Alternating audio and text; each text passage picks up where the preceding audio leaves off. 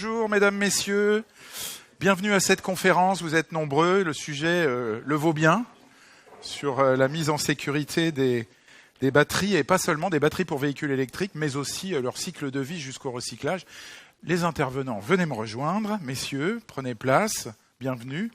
On va mettre Mimoun ici, au centre. Ah oui, l'INRS au centre, c'est normal. Installez-vous, messieurs. Voilà. Et voilà, on est au complet.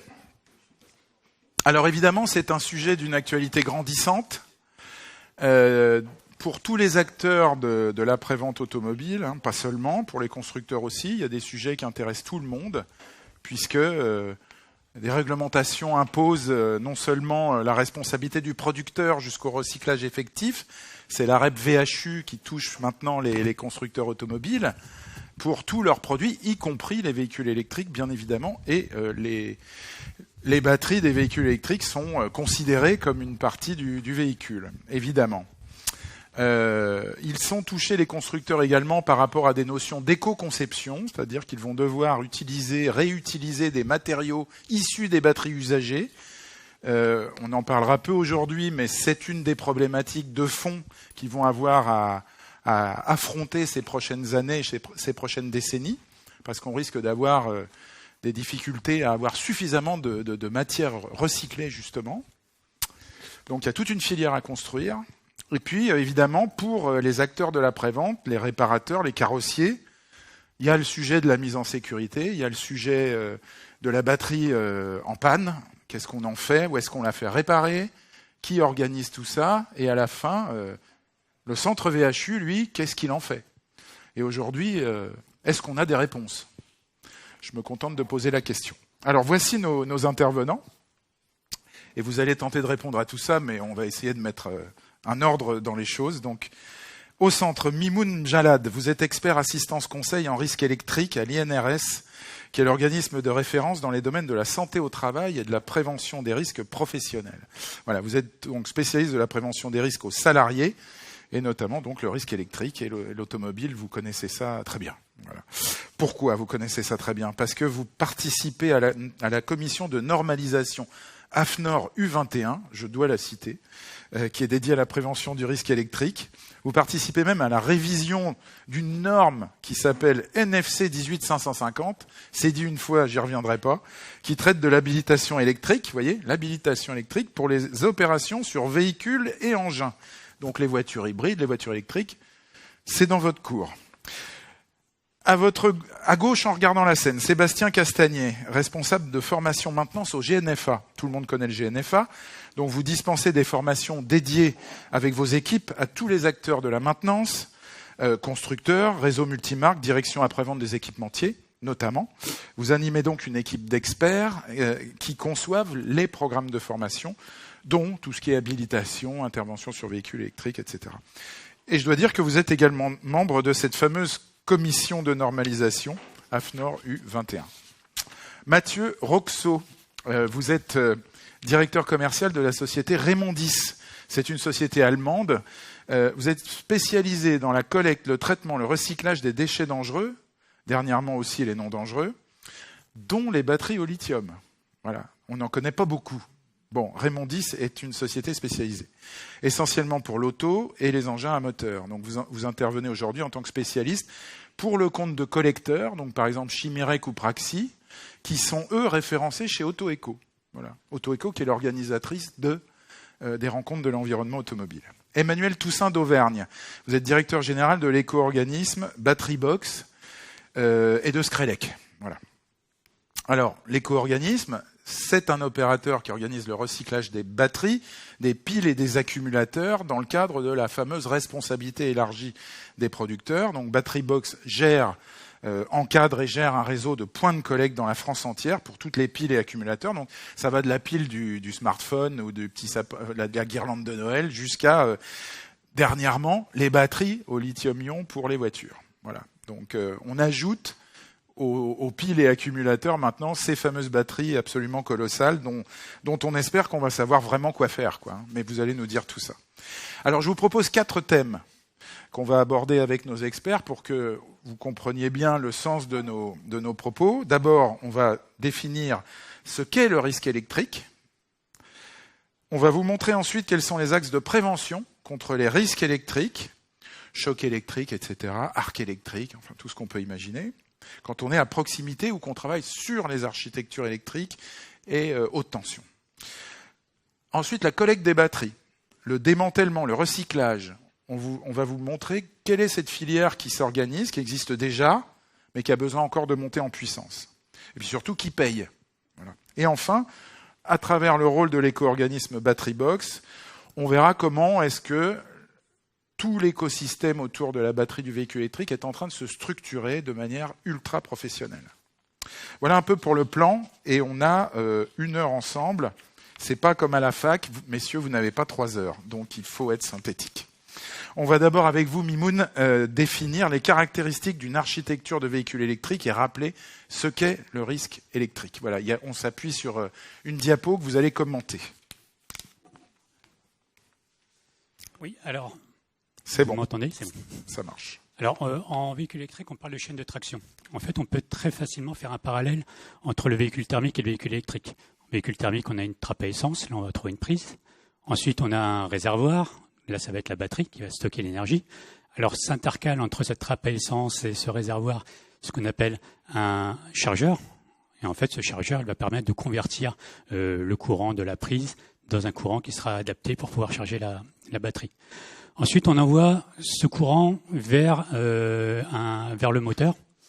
Ça correspond aux canalisations Orange sur les véhicules qui convoient cette électricité.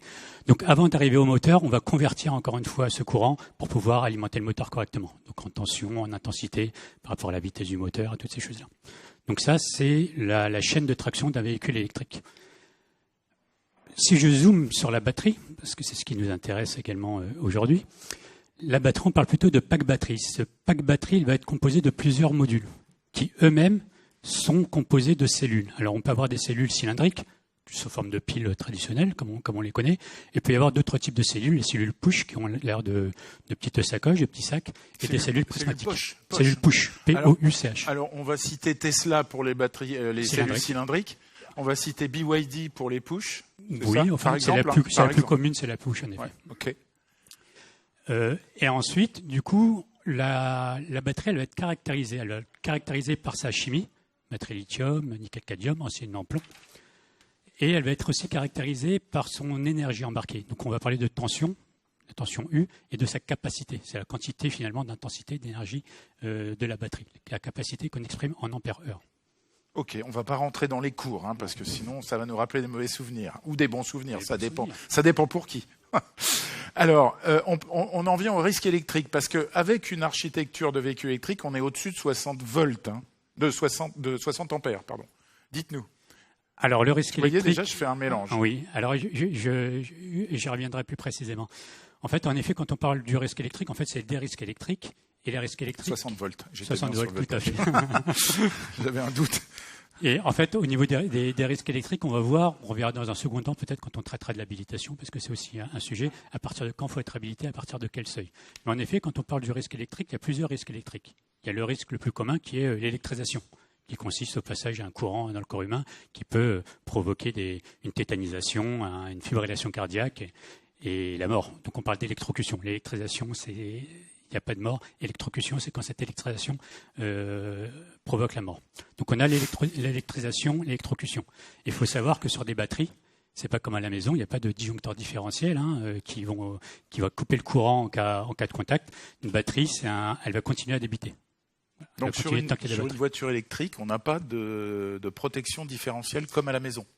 Non, ça marche pas pareil. Sur du courant continu, on va pas avoir ce type. On va avoir des protections. Mauvaise nouvelle. On va avoir certaines protections sur le véhicule, mais aux bornes elles-mêmes de la batterie, aux bornes du module, là, non, il y aura aucune protection. Okay.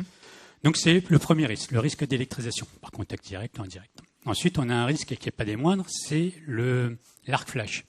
L'arc flash, il se produit généralement lorsqu'on provoque un court-circuit entre deux polarités de la batterie.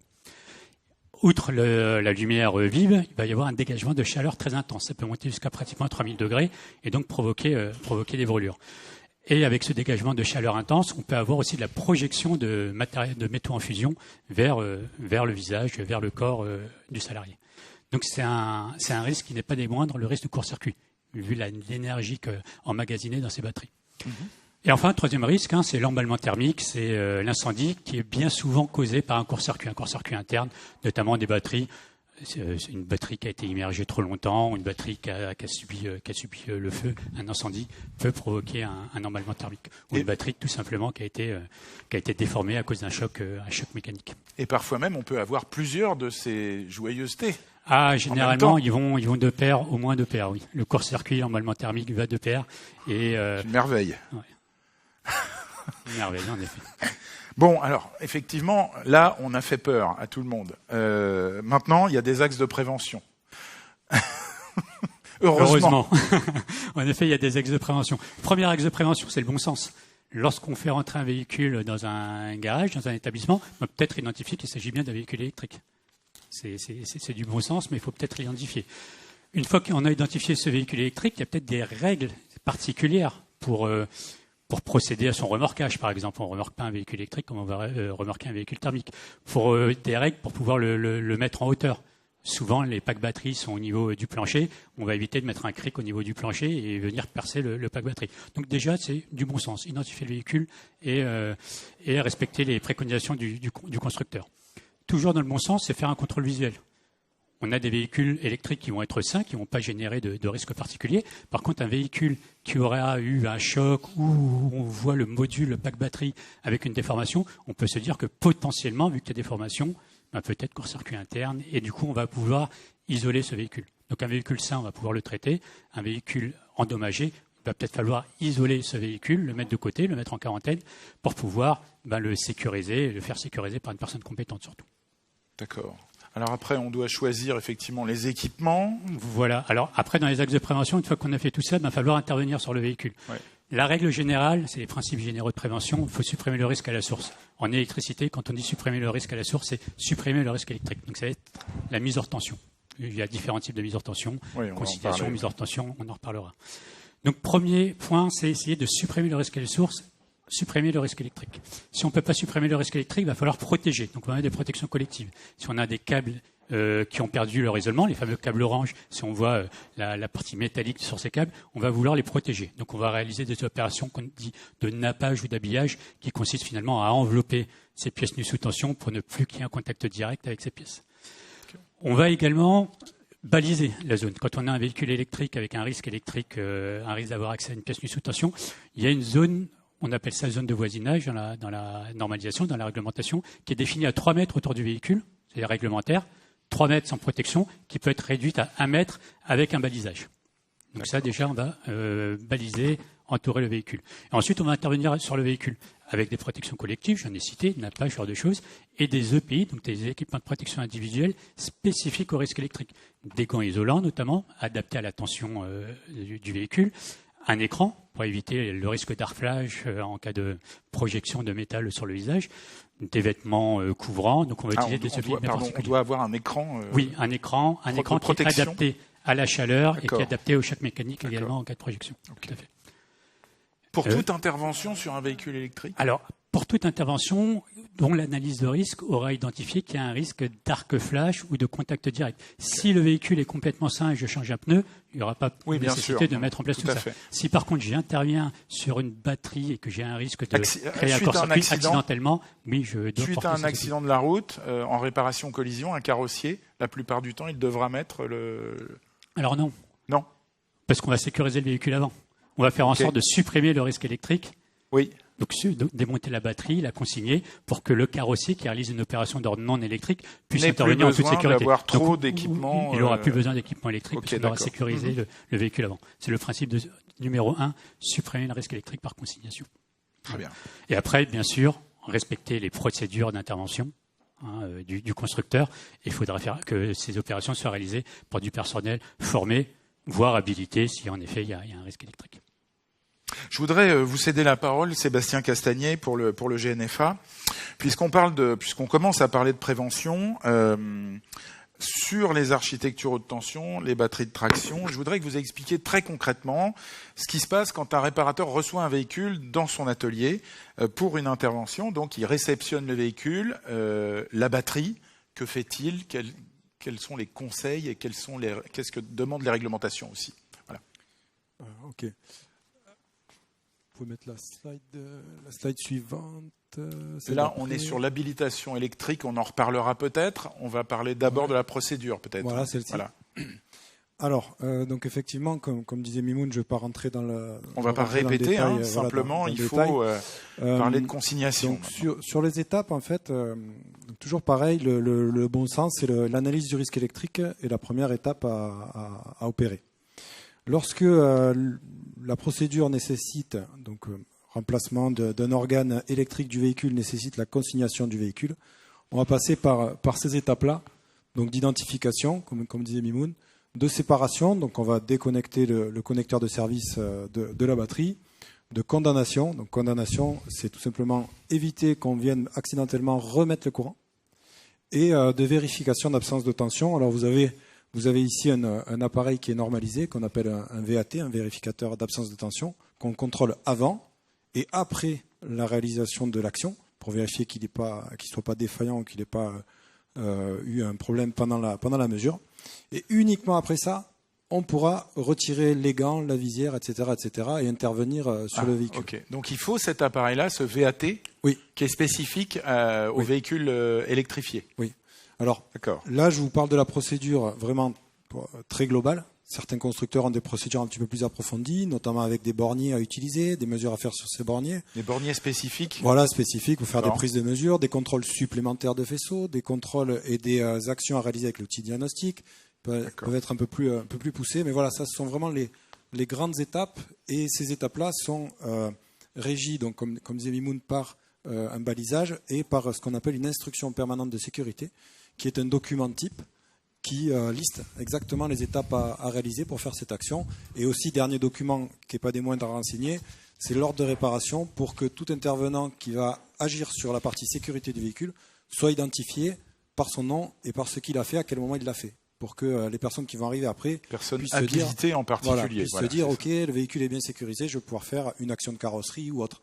Donc il y a un côté technique et il y a un côté organisation d'entreprise, administrative entre guillemets, pour faire le suivi. Et là, quelque part, la norme automobile n'a rien inventé, puisque ça existe déjà en bâtiment. En bâtiment, lorsqu'on doit intervenir sur la partie maçonnerie par exemple, qui a un compteur électrique à côté, il va falloir...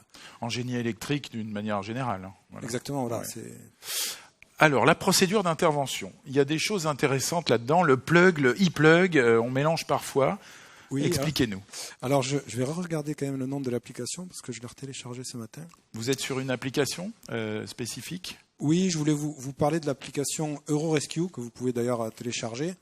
C'est l'application qui est disponible pour les services de secours. Donc, eux ont aujourd'hui des tablettes. Ils viennent, ils scannent le pare-brise du véhicule à l'endroit où il y a le QR code.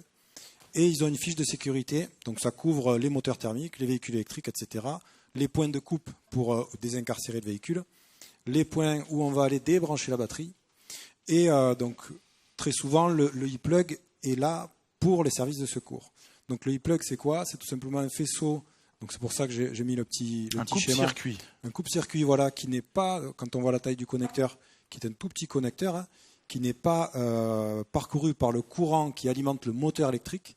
Néanmoins, ce faisceau-là agit sur les relais de puissance. Pour vous faire simple.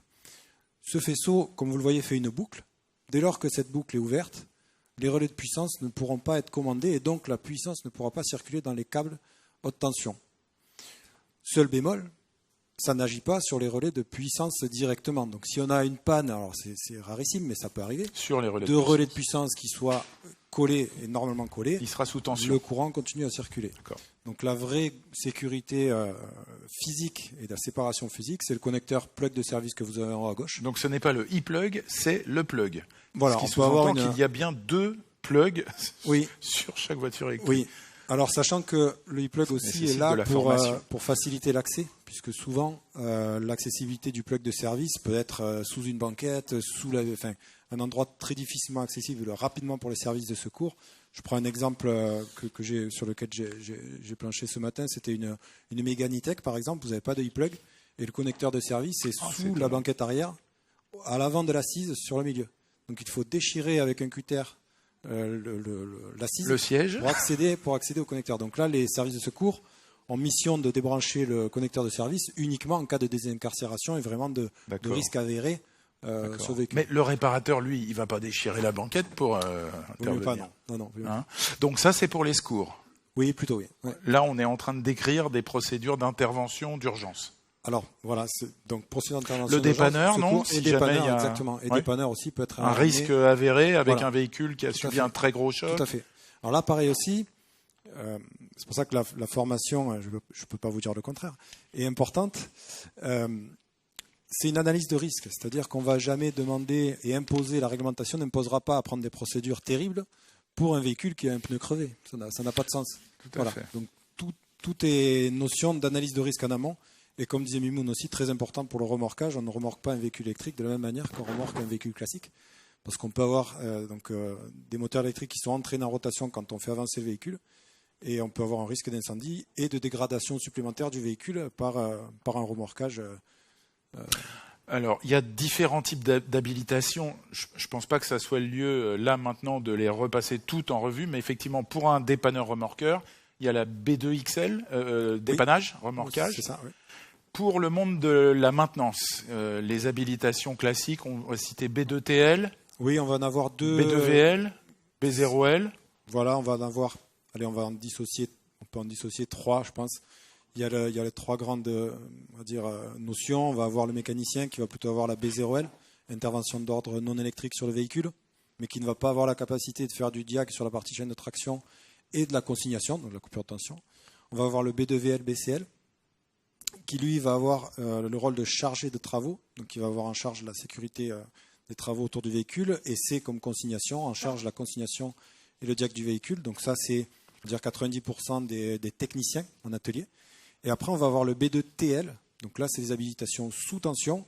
Et là, comme disait Mimoun, il n'y a pas de disjoncteur différentiel sur un véhicule électrique, c'est-à-dire que dès lors que vous allez intervenir dans le pack batterie, si vous enjambez, si vous passez votre bras pour aller chercher un élément de batterie un peu plus loin, toutes les bornes sont à nu dès lors que vous avez enlevé le coffre. Donc vous pouvez. Ce qu'on appelle le casing, quand on retire le couvercle du casing. Exactement. Vous pouvez être. Mais aujourd'hui, c'est pas des opérations qu'on fait en mécanique, enfin, sauf peut-être dans les réseaux constructeurs en ayant des procédures très précises, mais comme chez Volkswagen, je vois. Oui, voilà. En général, là, les constructeurs s'organisent effectivement des gens de chez Volkswagen.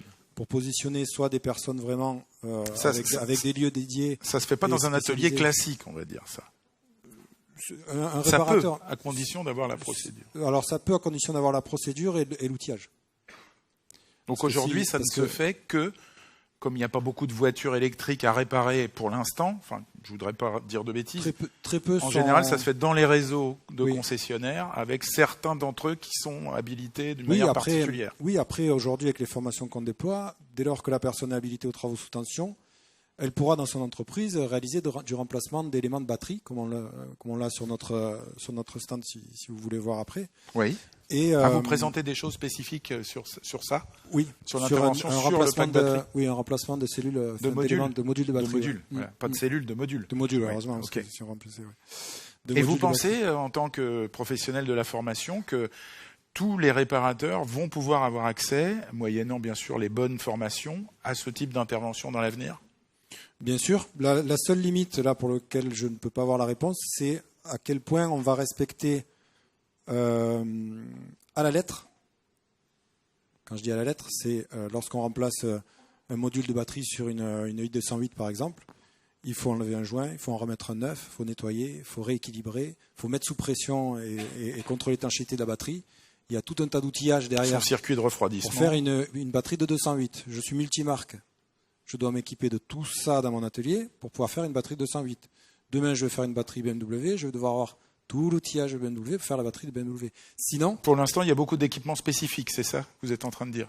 Et de procédures. Voilà, il y a quelques équipements spécifiques. Donc, on ne peut pas se dire, je vais remplacer des éléments de batterie rapidement parce que je suis habilité B2TL. Il y a une réflexion un peu plus poussée en se disant quelle batterie, avec quel outillage et qu'est-ce que je vais avoir en masse. Mais ça, c'est une étude de marché comme on va faire sur n'importe quelle étude en atelier. Est-ce que ça va pas faire comme le marché de l'injection, par exemple, où on a eu des spécialistes de l'injection diesel avec une organisation à 2 niveaux, c'est-à-dire le réparateur classique, entre guillemets classique, hein, c'est pas du tout un jugement de valeur, intervient à un premier niveau de démontage et d'évaluation de la panne. Et ensuite, on a, dans un atelier, notamment les Bosch Center, on peut citer par exemple les Delphi Diesel Service Auto qu'il y a eu dans le passé, un niveau hyper technicien d'intervention. En deuxième niveau. Non, moi, à mon avis, il va se passer la même chose qui s'est passé pour les 20 dernières années. C'est un effet de volume. C'est-à-dire que si à un moment donné, on a un volume sur, je ne vais pas citer d'exemple, hein, d'un véhicule précis qui a un défaut avec un élément de batterie qui est défaillant et qui est connu de tous, et pour lequel l'outillage est connu, bah tiens, je vais acheter cet outillage-là qui me coûte tant et je vais rentrer que ces véhicules-là. Et tous les autres véhicules, je les renverrai à la concession. Enfin, moi, je vois les choses comme ça. Bon, on verra. On fait de la politique fiction, mais c'est intéressant de réfléchir quand même par rapport à ça. Alors, collecter les batteries, puis les démanteler en vue collecter les batteries et peut-être penser à la seconde vie d'abord, la réutilisation, ensuite le démantèlement d'une batterie qui arrive en fin de vie, voire son recyclage. On va voir qui, comment, combien ça coûte, qui paye. Avec vous, Mathieu Roxo, donc de Raymondis. Quand un véhicule donc arrive d'abord dans un garage et que la batterie est hors service, ensuite cette batterie est captée par un centre VHU à la fin des fins, ou par le fait que le véhicule est déclaré hors d'usage. Hein. Les centres VHU commencent à stocker un certain nombre de batteries de véhicules électriques aujourd'hui. Alors, qu'est-ce qui se passe ensuite ? Alors nous, Raymondis, on s'est plutôt positionné auprès des concessionnaires et des marques. Aujourd'hui, c'est les concessionnaires. C'est ça. Le marché des VHU est encore assez faible. Voilà, aujourd'hui, c'est pas quelque chose qu'on maîtrise, donc je vais pas trop m'épancher sur le sujet. Nous, on a vraiment développé une technologie autour du contenant sécurisé qui nous permet justement de réaliser du stockage en stationnaire ou du stockage dynamique, donc pour réaliser les transports en toute sécurité.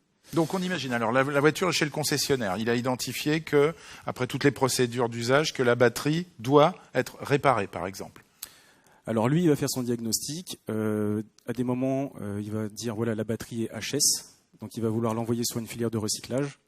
Donc là, forcément, nous, on va rentrer en jeu, on va mettre à disposition un contenant sécurisé pour pouvoir isoler la batterie. C'est quoi un contenant sécurisé ? Alors je vous invite à venir nous voir sur le site. Ah, vous l'avez ? Juste ici, on en a 4. On a 4 bacs qui sont spécifiquement dédiés aux batteries critiques.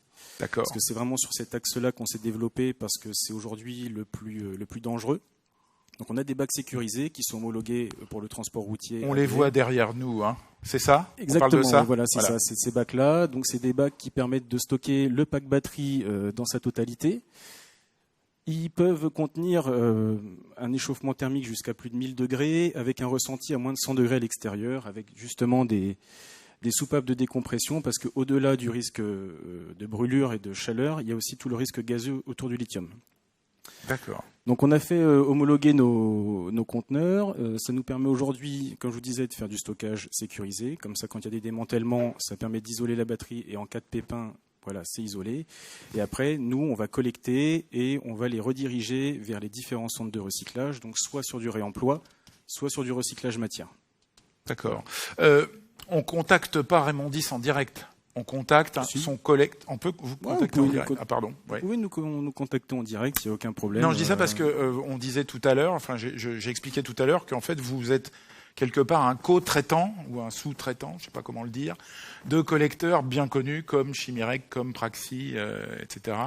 Donc on peut aussi contacter son collecteur habituel quand on est un concessionnaire ou même un carrossier. Bien sûr. En disant qu'est-ce qu'on fait avec ma batterie ? Et là derrière c'est vous. Et là derrière c'est nous qui intervenons. On va mettre à disposition, comme vous disiez, le conteneur et puis après on met en place toute la filière selon l'état de la batterie. D'accord. Et selon aussi le souhait du client, parce que des fois, ça peut être aussi imposé de détruire la batterie. Ça peut être imposé de détruire la batterie. Voilà. Quand elle a subi un incendie. Voilà. Alors, comme je vous disais, nous sur la partie critique, il vaut mieux la détruire, tout simplement. Donc, on va partir sur du recyclage de la batterie. Alors qu'est-ce qu'on fait? Voilà, c'est ça qui est intéressant. Le taux de recyclage aujourd'hui sur une batterie, on est aux alentours de 70% pour le pack batterie dans sa globalité. Le taux de recyclage. Le taux de recyclage. Alors quand vous dites ça, c'est par rapport à quoi? Par rapport à la masse de la batterie? C'est le pack batterie dans son entièreté. C'est sa masse. C'est sa masse, oui. D'accord. Et à l'intérieur, vous avez différentes matières. Donc vous allez avoir du cuivre, du lithium, du manganèse, du cobalt, de l'aluminium, toute la connectique, du plastique. Donc on sait que le pack batterie dans sa globalité, on est autour de 70%. Les nouvelles réglementations vont essayer de monter le taux à plus de 80%. Oui. Après, vraiment en termes de matière, c'est-à-dire... Parce que les matières les plus chères, c'est pas celles qui pèsent les plus lourds. Exactement, oui. Parce que sur le recyclage, comment ça fonctionne? On est sur du broyage, donc on va broyer les modules après qu'ils aient été neutralisés pour réduire le risque. Quand on dit neutraliser, c'est quoi? On les décharge totalement. D'accord. On les décharge totalement avec un système électrique, on neutralise la batterie en la déchargeant et après du coup on peut la broyer. Donc on la broie. On obtient quelque chose qui s'appelle la black mass. Voilà, c'est la dernière étape, on obtient la black mass et dans la black mass c'est une poudre où vous allez avoir tous les particules de cuivre, manganèse, cobalt. Et c'est comme quand on a un tamis et qu'on cherche de l'or, quoi. Un petit peu, ouais, voilà, c'est exactement ça. Il faut savoir que après, bon, il y a plusieurs technologies de batterie. Il y a les lithium fer phosphate, il y a les nickel manganèse cobalt, qui ont toutes des métaux différents avec des valorisations différentes. Alors, pour isoler ces métaux, il y a un terme ultra barbare qui s'appelle l'hydropyrométallurgie. Oh, je pensais que vous m'en parliez pas. Non. Non, oui, c'est. En fait, sur les différentes étapes, on va broyer, on va extraire les premières parties, donc on va extraire le plastique, les grosses fractions de cuivre, la connectique, et après on va affiner le broyeur pour avoir vraiment cette poudre. Et après, on va faire de l'hydrométallurgie, donc on va par des systèmes de nettoyage avec des solvants isoler différentes fractions, qu'on va après aller capter avec des courants électriques pour les récupérer par je perds magnétisme, mon latin, voilà. Et à la fin, on arrive à isoler chaque matière. D'accord. Et c'est comme ça que cette black aujourd'hui, mass, on a plus de 95% de valorisation de la black mass, et c'est réinjecté, réinjecté du coup pour refabriquer de la batterie au lithium. Alors pas forcément dans l'automobile. Pas forcément dans l'automobile. Voilà. C'est-à-dire qu'on n'a pas encore atteint ce qu'on appelle la boucle courte. Non. Voilà, ça manque encore un petit peu d'installation. Mais on sait déjà faire des boucles, en termes d'économie circulaire, j'entends. C'est-à-dire, c'est intéressant d'apprendre ça. De toute manière, la filière automobile. On se pose tous un peu plus ou moins la question de savoir si quelque part on est vertueux ou si on n'est pas vertueux avec le véhicule électrique, quoi. De toute manière, la filière automobile aujourd'hui est au premier plan. C'est une des filières les plus développées au niveau du recyclage. Donc voilà, ça va venir. Le problème qu'on a aujourd'hui, c'est qu'on a peu de visibilité sur les volumes. C'est ce que vous disiez. Alors, vous nous dites, les technos, on les a. On sait le faire. Les technos, on les a. Ça va continuer de se développer. Comme on n'a pas les volumes, on n'a pas encore énormément avancé. On avance un petit peu tout à tâtons. Nous, on a plutôt opté pour le réemploi. Parce que pour nous, c'est sûr que sur un pack batterie de 600 kg, c'est toujours plus intéressant d'envoyer en réemploi, parce que des fois, ça va être simplement un défaut électrique ou ça va être simplement un module sur 11 qui est défaillant. Donc là, on est en train de monter justement une ligne de démantèlement pour pouvoir favoriser ce réemploi et éviter d'envoyer au recyclage des fois des packs batteries complets à 600 ou 700 kg qui, du coup, n'ont pas vraiment... C'est un petit peu dommage de gâcher cette matière. Aujourd'hui, il y a un gisement de batteries hors d'usage qui doit être encore très faible, j'imagine. Alors c'est en dents de scie. En tout cas, là, je parle pour mon cas de figure. On va avoir des grosses demandes de déstockage. Des fois, on va avoir, il y a des déstockages, il y a des stocks qui sont retrouvés, des fois qui sont là depuis quelques années. Il y a aussi des bonnes surprises sur les durées de vie des batteries qui durent un peu plus longtemps. Donc du coup, ça décale un petit peu les retours qu'il peut y avoir. À peu près, on dit quelle durée de vie pour une batterie en moyenne, je ne sais pas si les moyennes veulent dire grand-chose. Normalement, on est autour de 7 ans. Attention, 7 ans, c'est, je crois, avec la garantie d'avoir au moins 70% de la capacité nominale, c'est ça? Ça dépend. Moi, j'ai 7 ans en tête. Après, je pense qu'il y a des bonnes surprises avec des packs qui peuvent durer un peu plus longtemps. D'accord. C'est pas si long que ça, finalement. Hein. C'est pas si long que ça, ouais. Bon, ok, très bien. Donc effectivement, ça veut dire que le gisement va monter parce que une fois que les premières générations vont être arrivées à terme, il va falloir recycler. Donc en fait, c'est ça. Vous nous faites comprendre que l'industrie du recyclage est en train vraiment de monter en puissance. Nous, on est la dernière roue du carrosse, donc forcément, on attend en fait d'avoir les retours sur le marché pour pouvoir après mettre en place les outils. Est-ce que vous avez les infos déjà de tous les constructeurs pour bien démanteler les batteries? Ou est-ce que c'est difficile à obtenir? Ça, c'est une question Alors, un peu dur. Ouais, c'est un petit peu dur. Parce que je pense qu'aujourd'hui, il y a certains constructeurs qui n'ont pas non plus forcément les informations. On a des constructeurs qui jouent bien Vous le voulez jeu. dire qu'ils n'ont pas bien écrit leur cahier des charges? C'est pas qu'ils n'ont pas bien écrit, mais il y a beaucoup en fait de variétés de batteries différentes, avec des fois des petits volumes, des fois des grands volumes. Tout le monde avance un petit peu de son côté parce qu'il faut se développer le plus vite possible autour de l'électrique. Oui. Nous étant la dernière roue du carrosse, comme je vous le disais, quand on a des packs batteries, on fait vraiment du cas par cas avec le constructeur. Donc il nous amène la fiche technique. Des fois, ça prend du temps, le temps d'arriver à avoir la fiche technique, il faut former les équipes, il faut vraiment. Aujourd'hui, on est vraiment nous dans le cas par cas. Donc après, une fois qu'on a un pack batterie qui est rentré chez nous, on rédige toute la procédure et après, forcément, celle d'après, ça va tout seul. D'accord. Mais c'est un vrai travail vraiment au cas par cas. Vraiment. Qui doit payer pour la collecte et le recyclage? Aujourd'hui, c'est les marques. Donc un carrossier qui a une batterie hors d'usage dans son atelier, il n'a rien à payer?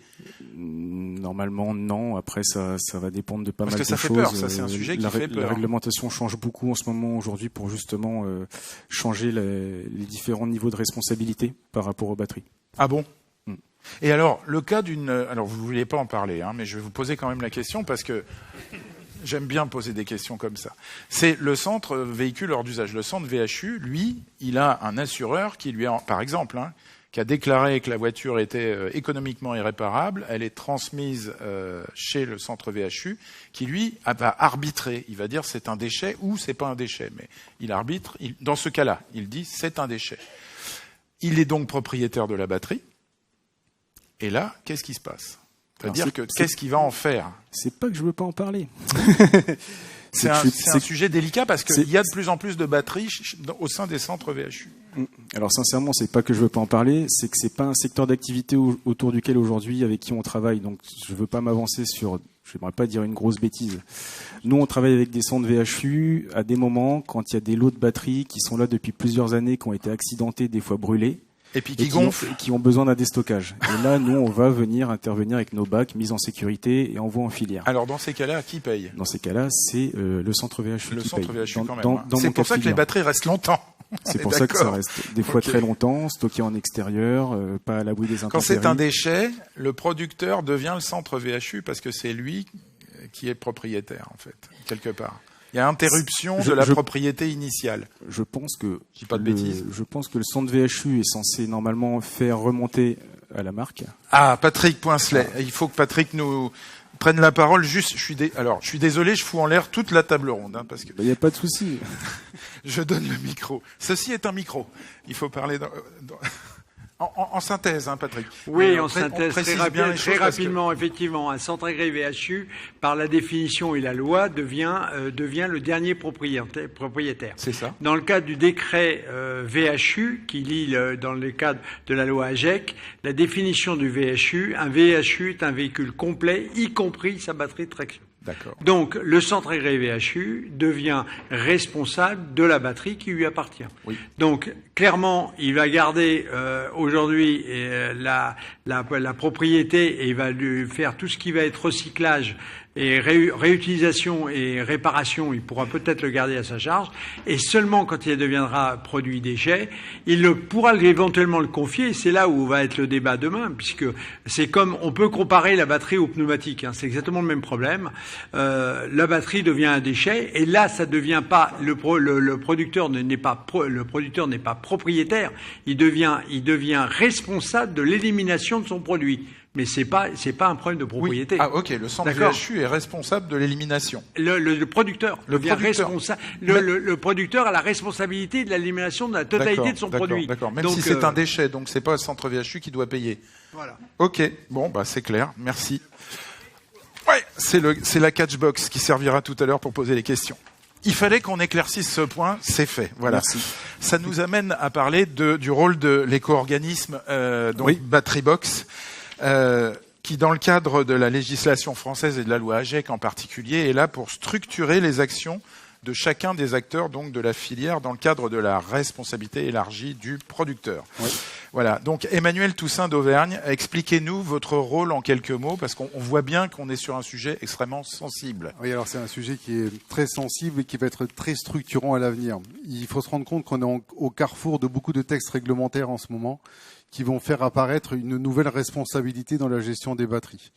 Alors, il y a 25 ans, les administrateurs de notre éco-organisme ont créé une filière qui avait pour finalité de répondre à une demande de gestion et de prise en charge des déchets pour mettre l'ensemble des adhérents en conformité avec la réglementation. Donc, jusqu'à présent, on avait un périmètre d'activité qui se limitait, on va dire, aux batteries ménagères, je vais le dire comme ça. Mais à partir de l'année prochaine, alors je ne donne pas de date parce que c'est pas, il y a deux approches différentes, soit en janvier, soit en août, on aura en charge la gestion et l'accompagnement de l'ensemble du flux des batteries, et notamment de toutes les batteries qui sont connectées au monde de l'automobile et accessoires. Jusqu'à présent, c'était les batteries classiques. Voilà. Je crois que c'était jusqu'à 5 kilos. C'est ça, exactement. C'était donc les batteries ménagères, celles que vous avez dans votre téléphone, par exemple, ou dans les outils de bricolage. Et là, maintenant, vous devenez opérateur sur les batteries. On va être en charge de tout. C'est-à-dire qu'on va devoir coordonner depuis l'amont, depuis les fabricants, les metteurs sur le marché, jusqu'aux recycleurs finaux, la prise en charge et l'organisation de ces flux. Et on se rend bien compte que selon la technologie de la batterie, selon sa catégorie aussi, selon son historique, il y a un degré de maturité qui est très différent selon les filières. Et donc, pour tout ce qui est batterie au plomb, batterie de démarrage, aujourd'hui c'est très structuré parce que c'est un déchet à valeur. Donc ça fonctionne relativement bien. Il y a pas d'ambiguïté. Enfin, on a aussi la charge des départements d'outre-mer où là c'est nettement plus compliqué et on devra apporter des services. Par contre, sur d'autres gisements qui sont en devenir, sur lesquels un jour ils deviendront des déchets, comme pour les véhicules électriques, là il y aura une véritable prise en charge à assurer, avec une volonté des pouvoirs publics de pas automatiquement envoyer les batteries usagées vers le recyclage, mais peut-être essayer de développer des secteurs de la seconde vie, vers où on pourrait les utiliser pour en prolonger leur durée de vie. Alors peut-être plus dans le monde de l'automobile, mais dans d'autres univers. En fait, on est en train de ressentir qu'il y a une différenciation qui se fait entre le véhicule et la batterie. Oui. Un véhicule hors d'usage, on ne va pas le réemployer, quoi. Oui.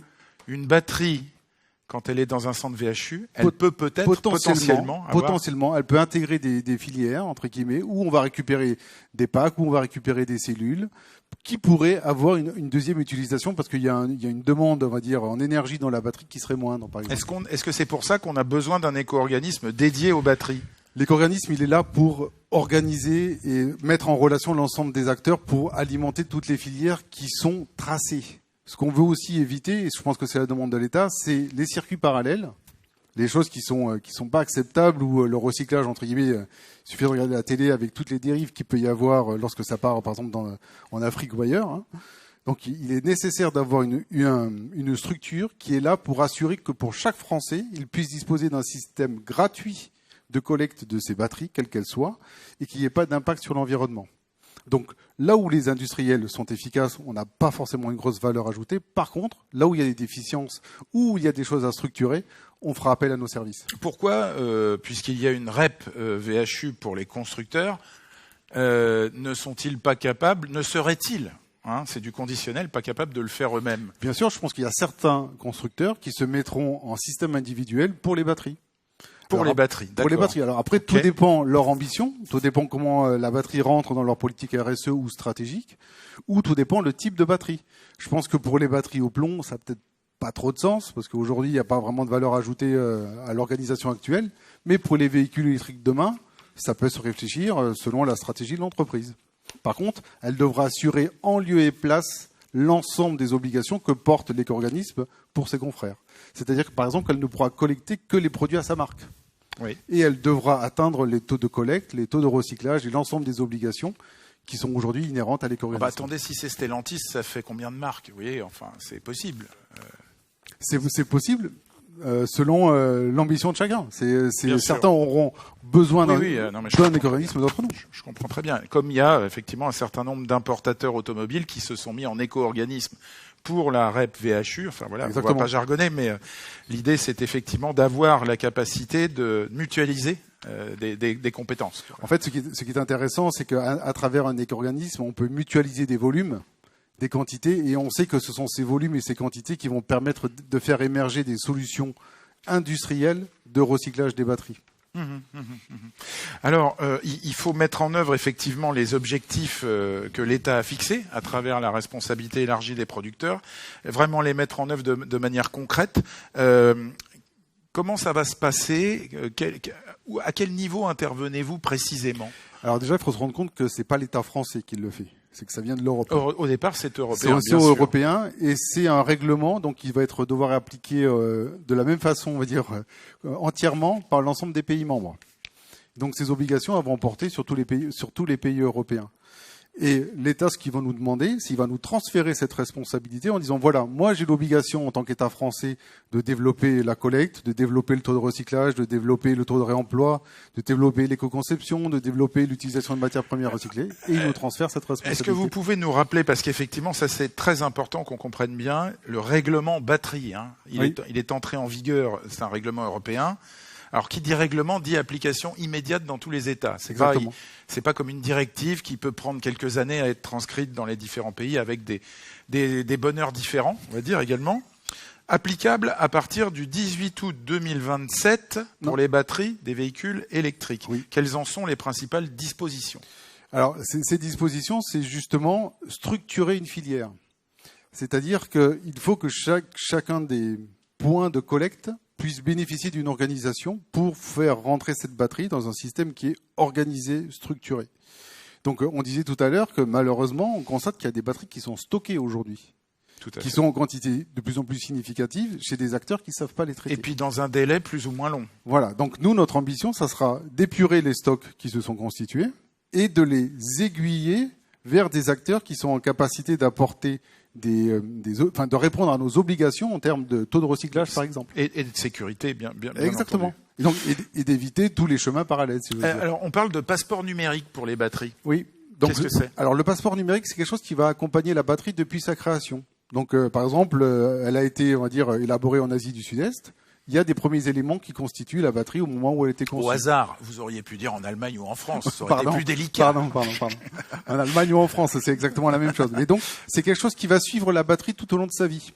Et à tous les moments, on va pouvoir scanner un QR code qui nous rendra compte de l'état et du chemin qu'elle a parcouru. D'accord, jusqu'à la fin de sa vie, jusqu'à son recyclage effectif. Oui. Bon. Il y a aussi l'idée dans le règlement batterie de l'utilisation des métaux.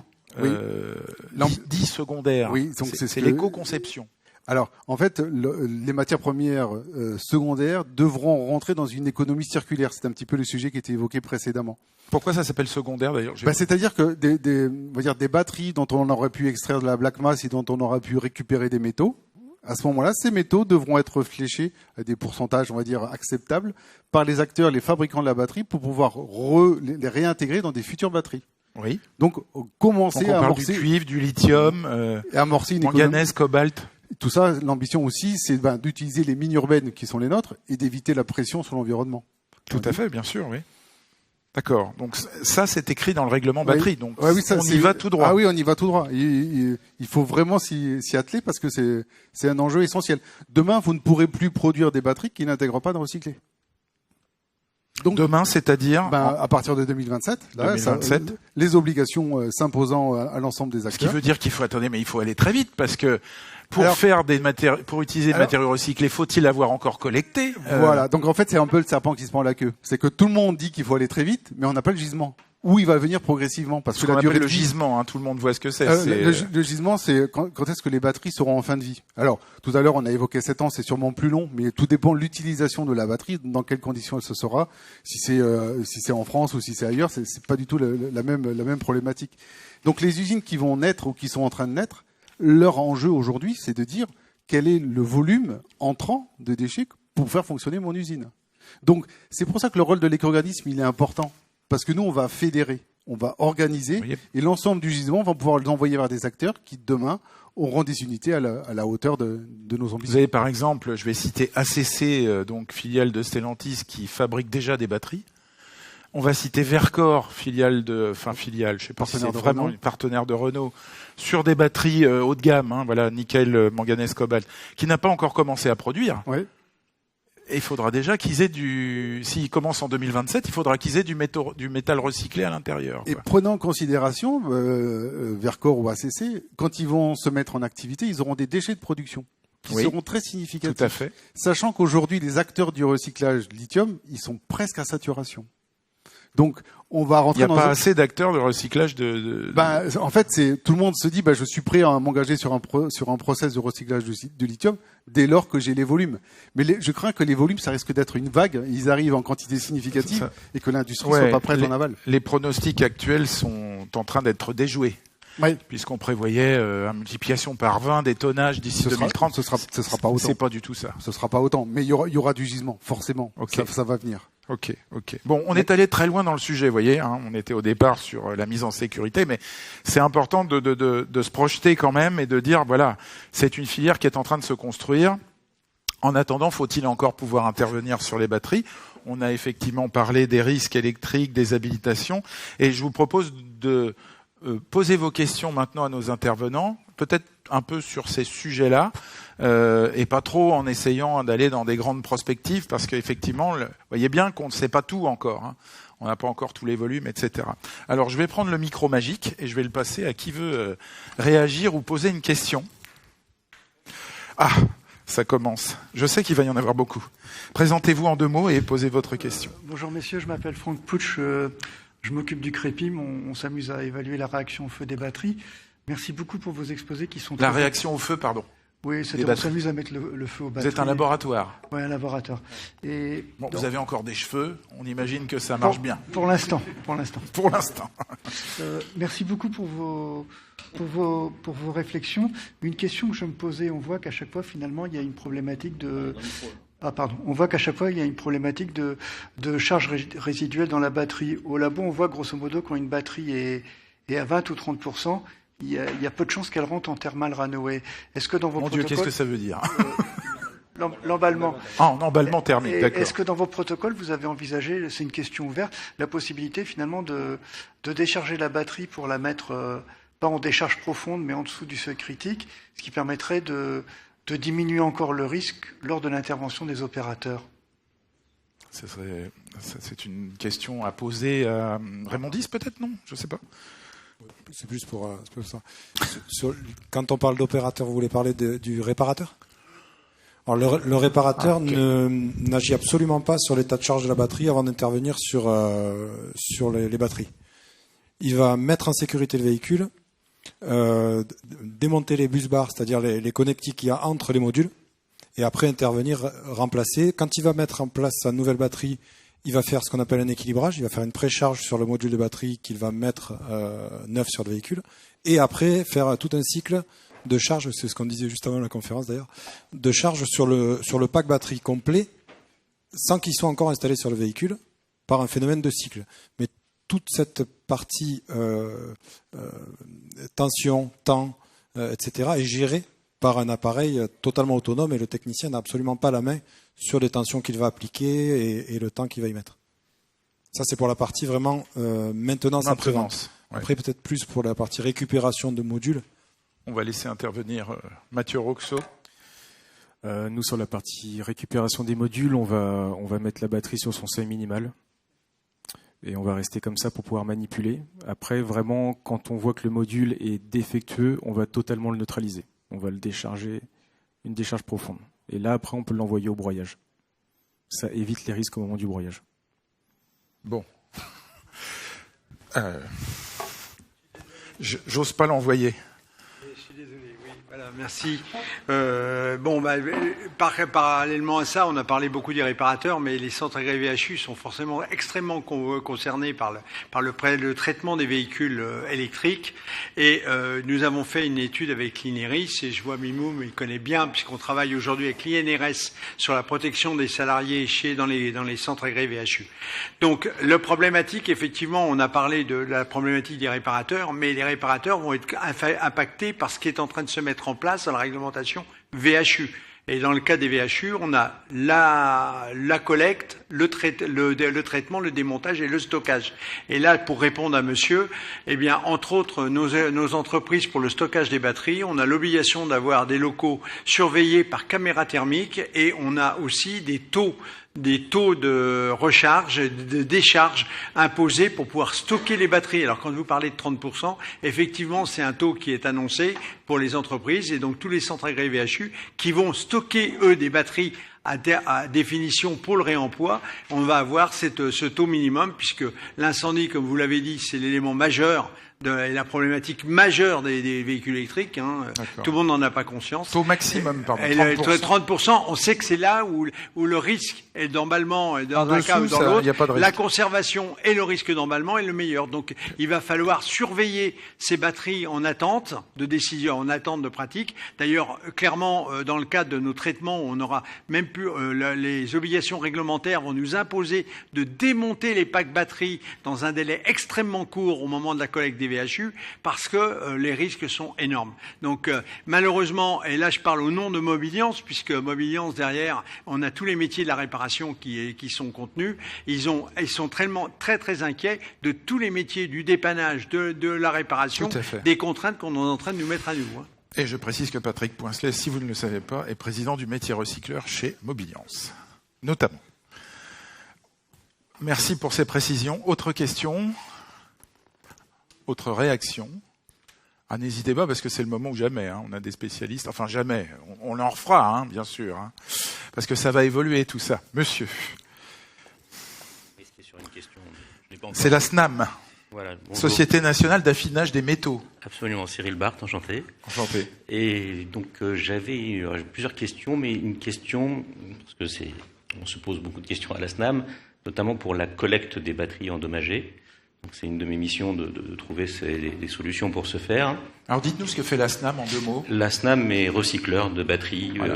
Alors 2 branches principales, recyclage des batteries des voitures électriques et hybrides d'un côté, et recyclage des batteries qu'on appelle le consumer market, donc tout ce qui est téléphone, de la trottinette jusqu'au téléphone portable. Voilà. Alors la trottinette on n'aime pas beaucoup parce que c'est très difficile à démonter. Nous, notre procédé est le démontage.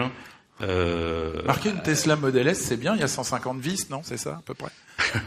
La Tesla, c'est plus compliqué. C'est encore plus compliqué. Des très très grosses batteries. Voilà. Mais donc nous, on fait notre procédé et démontage.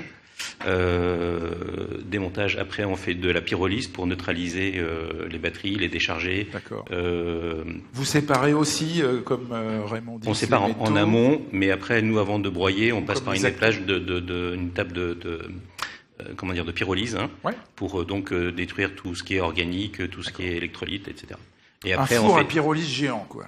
Oui, on neutralise avant, parce que après ça a une incidence sur la qualité de la black mass qui va après chez les. Alors maintenant votre question. Alors ma question, c'est ce que vous faites. Voilà, la question c'est que je suis en train de trouver une solution pour collecter les batteries endommagées auprès de tous les acteurs du CVHU, OIM, tous les gens qui tous les jours nous demandent ça. Et je voudrais mettre en place un arbre de décision, de diagnostic de la batterie en amont.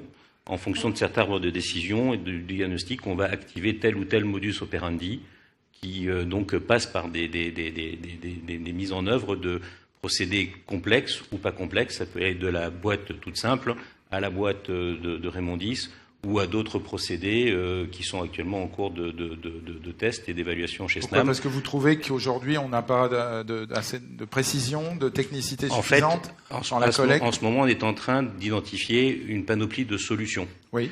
Mais la solution A, B, C, D. Le transport coûte très cher. Ces contenants-là qu'on a vus tout à l'heure coûtent très cher. Voilà. Et je sais qu'à un moment, vous en manquiez, vous n'en aviez, il n'y en avait pas assez. Enfin, c'est super compliqué. Vous êtes un ancien de la Stasi, c'est pas possible. Même pas. On me l'a dit, c'est tout. Voilà. Nous, les journalistes, on ne fait que regarder, écouter. Non, donc, plus sérieusement, on est en train de définir, de concevoir au sens modus operandi, technico-opérationnel et bien sûr commercial, un certain nombre de procédés. Donc, il y a le A, le B, le C, le D, et on ne va pas activer afin d'activer le bon procédé, parce que précisément ils mettent en œuvre des outils plus ou moins chers, plus ou moins coûteux, plus ou moins compliqués à mettre en œuvre. En fait, il faut savoir si en amont de quel. C'est bien nécessaire. Est-ce que c'est bien nécessaire? Est-ce que la batterie, elle est vraiment dangereuse? Est-ce qu'il n'y a pas une possibilité de neutralisation de la batterie? C'est compris. Alors, à quel niveau est-ce qu'on doit porter cette responsabilité de diagnostiquer, d'évaluer l'état réel de la batterie? Je sais pas si, enfin, entre guillemets, je pense que c'est quelque chose qui n'existe pas encore, mais qu'il faudrait pouvoir développer au sein des CVHU, au sein D'accord. Des on va OEM, laisser répondre l'éco-organisme. C'est une question toute simple. Je suis pas l'éco-organisme. Merci, monsieur. Je ne suis pas l'éco-organisme VHU, hein. Je suis l'éco-organisme des batteries. Des batteries. Moi, je pense effectivement qu'il y a un déficit d'organisation sur la prise en charge des déchets qui sont beaucoup plus difficiles à traiter. Et je pense que là, on manque d'une organisation et d'un partage de responsabilités entre l'ensemble des acteurs. Je pense que lorsque la batterie est endommagée dans un centre VHU, c'est de sa responsabilité de la neutraliser autant que possible. Mais ensuite, c'est sûr et je pense que ce sera aussi le rôle de l'éco-organisme demain de coordonner la collecte de ces déchets qui sont particulièrement difficiles à gérer par l'intermédiaire de prestations pour pouvoir apporter des réponses. Mais je pense que là, pour en revenir à votre question, je pense que c'est au niveau du centre VHU qu'il faut mettre à disposition des batteries les plus neutralisées possibles, quoi. Voilà. Oui. Et la capacité de les diagnostiquer, en effet. C'est peut-être assez complexe. Il n'y a rien.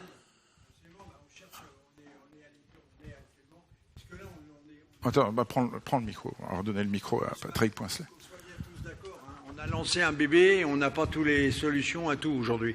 Donc on est en train d'essayer de régler les problèmes. Effectivement, on cherche des outils de diagnostic, on cherche des outils de contrôle. Pour la décharge, il faut aussi des outils. Et on a besoin d'énormément de choses. Ce que l'on sait, nous, Centre Agréé VHU, c'est que c'est notre rôle.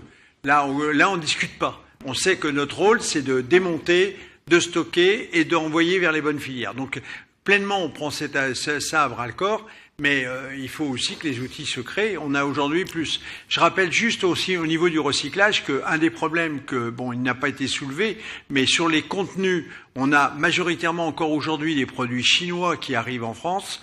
Vous savez tous que les Chinois sont les principaux menteurs et que si au moins c'est dit. On peut pas laisser dire des choses pareilles. Voilà, mais moi je me permets, j'ai l'âge pour me permettre, j'ai la couleur de ma barbe qui me le permet.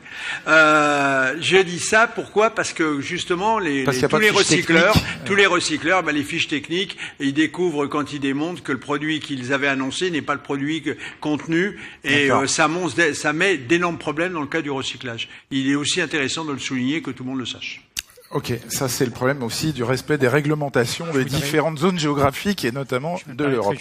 Mimoun Jalal. Oui. En termes de prévention, on se pose exactement les mêmes questions. Et en effet, cet outil de diagnostic n'existe pas.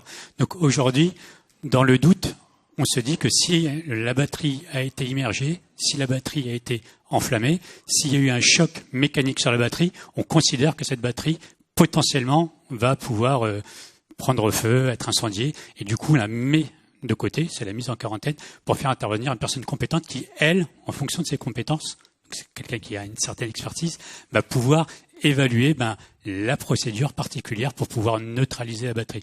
Mais cette procédure particulière, elle va être faite au cas par cas de l'état de la batterie. Donc aujourd'hui, on se pose exactement les mêmes questions en termes de prévention, et il n'y a pas de solution miracle actuellement, mais tout le monde y planche. Très bien. Autre question? Autre réaction?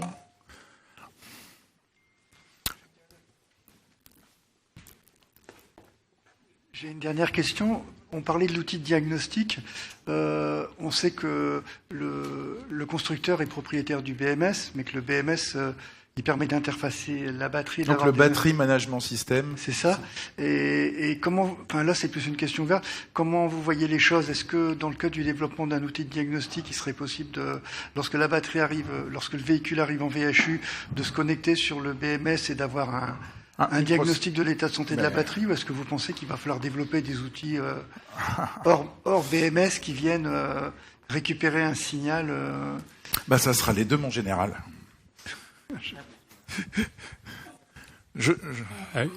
Concernant le BMS, si le BMS est en état de communication et si le protocole est complètement ouvert par rapport au constructeur de la batterie, en effet, on pourra récupérer de l'information. Mais s'il n'y a plus de communication du tout avec le BMS, il faudra forcément développer des outils particuliers pour essayer de communiquer avec le pack. On a besoin des deux. On a besoin des deux. Voilà. tout comme en maintenance automobile, on a besoin des outils constructeurs et on a besoin aussi parfois d'outils d'équipementiers spécialistes du diag. Absolument. Autre question ? Où est-ce qu'on décide de clore le sujet sur les batteries des véhicules électriques ? Pas d'autres questions ? Une fois, deux fois, trois fois ? Très bien. Alors on peut applaudir nos intervenants, les remercier pour le travail et les précisions. Ça, c'est fait. Alors, à suivre, sachez qu'à 16h, il y a une conférence de presse de l'Observatoire national des déchets de l'automobile qu'il faut absolument suivre, bien sûr. Et à 17h30, c'est le grand quiz environnement dans le hall des exposants avec de nombreux lots à gagner. Voilà. Donc, très bonne journée aux rencontres de l'environnement automobile.